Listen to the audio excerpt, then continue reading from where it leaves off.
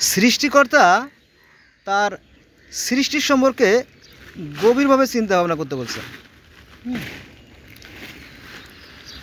জগতে যখন কোনো কিছু ছিল না, তখন শুধুমাত্র সৃষ্টিকর্তার অস্তিত্ব ছিল, তার থেকেই সব কিছুর উৎপত্তি। আমরাও সেই সৃষ্টিকর্তারই অংশ, তবে আমরা সৃষ্টিকর্তা নই। যেমন সাগর আর শিশির বিন্দু এক যেমন না, অর্থাৎ সাগরের পানি আর শিশির বিন্দু কি একই পানির পানি, কিন্তু এর মধ্যে ফার ফার ডিফারেন্স রয়ে গেছে। আমার সামনে দেখতে পাচ্ছেন এলার শিশির বিন্দু আর কি, এটা ঘাসের শিশির বিন্দু। এখানে প্রচুর শিশির বিন্দু আছে, দেখেন মুক্তার দানার মতো চিকচিক করে।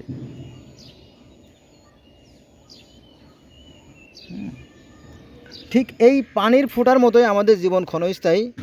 আমরা এখানে আসি, আমরা হয়তো থাকবো না।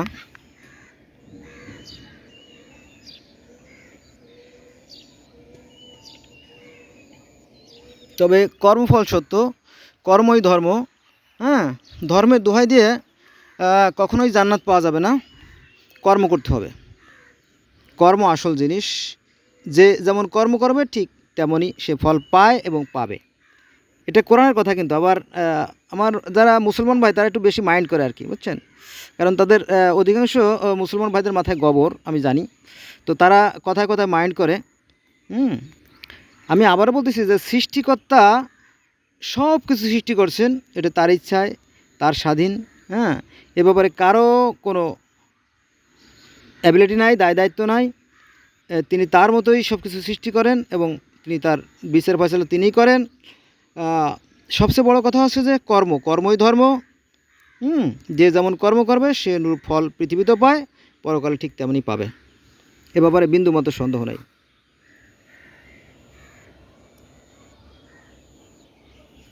আমরা শিশির বিন্দুর মতো ক্ষণস্থায়ী, এখন আসি, একটু পরে নাই।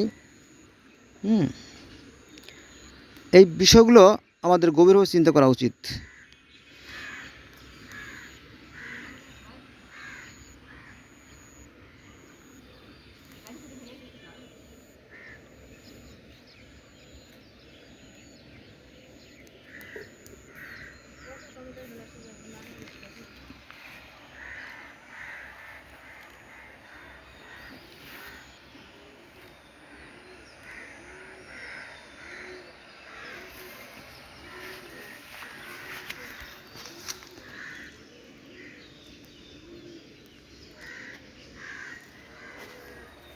আমরা এই প্রকৃতির সন্তান, আর পৃথিবীতে যে 800 কোটি মানুষ আছে, আমরা সবাই একই স্রষ্টার সৃষ্টি, একই আদমের সন্তান।